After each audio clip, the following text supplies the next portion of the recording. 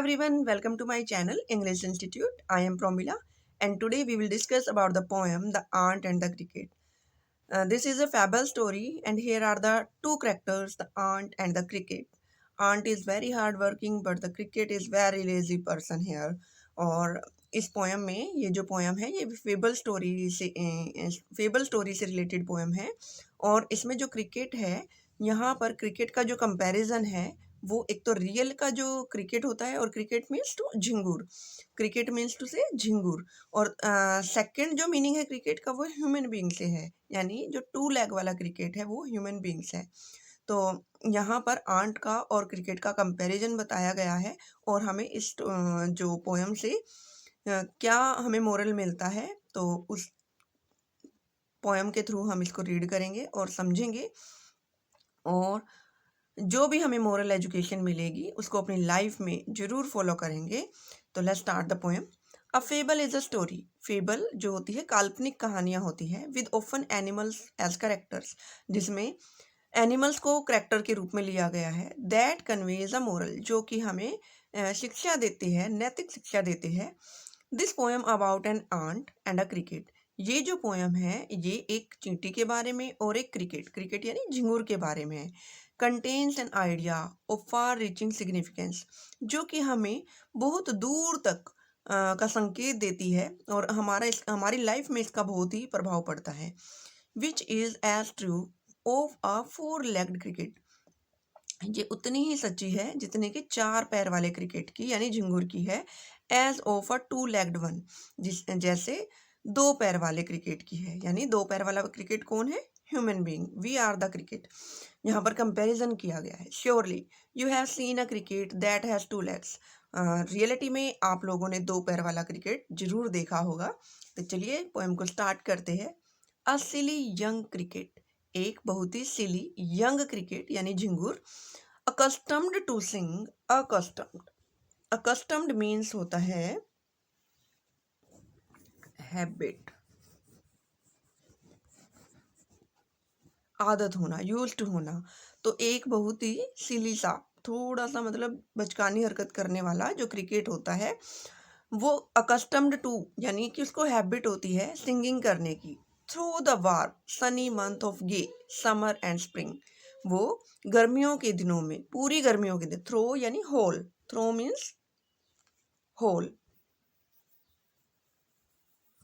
सारी की सारी गर्मियों में, सनी मंथ जब सूरज तेज चमकता है, of gay summer and spring, और स्प्रिंग का जब सुहावना मौसम होता है तब वो हर टाइम गाना ही गाता रहता है।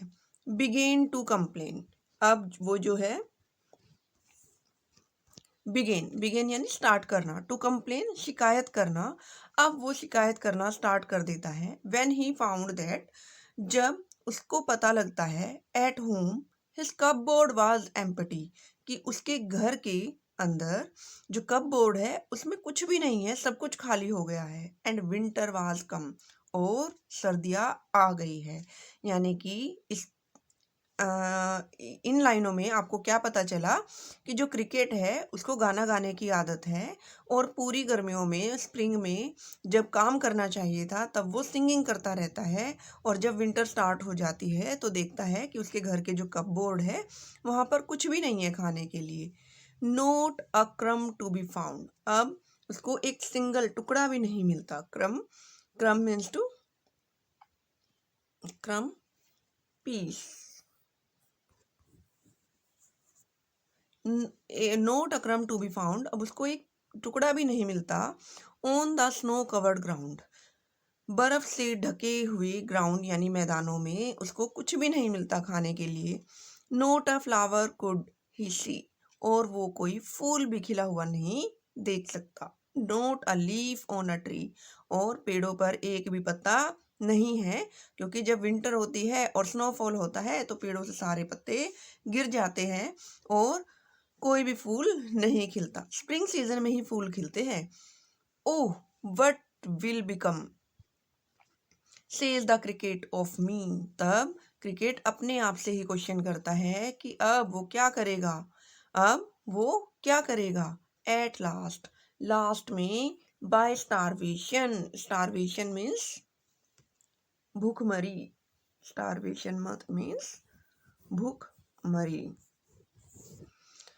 एंड फेमाइन मेड बोल्ड, और फेमाइन होता है फेमाइन मीन्स होता है अकाल, काल, अकाल पड़ना।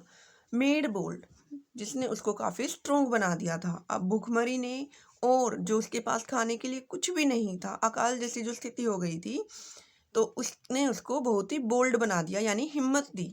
ऑल ड्रिपिंग विद वेट, क्योंकि अब स्नो गिर रही थी, तो वो बिल्कुल भीग गया था। And all trembling with cold, और वो ठंड से बिल्कुल कांप रहा था।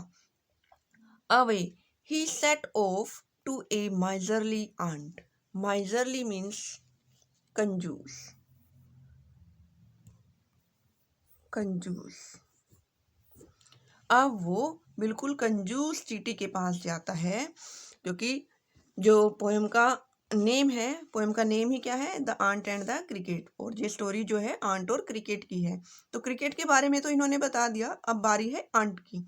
ये जो आंट है ये क्या बोलती है अब, तो वो भूख से मरता हुआ किसके पास जाता है, आंट के पास जाता है कांपता हुआ।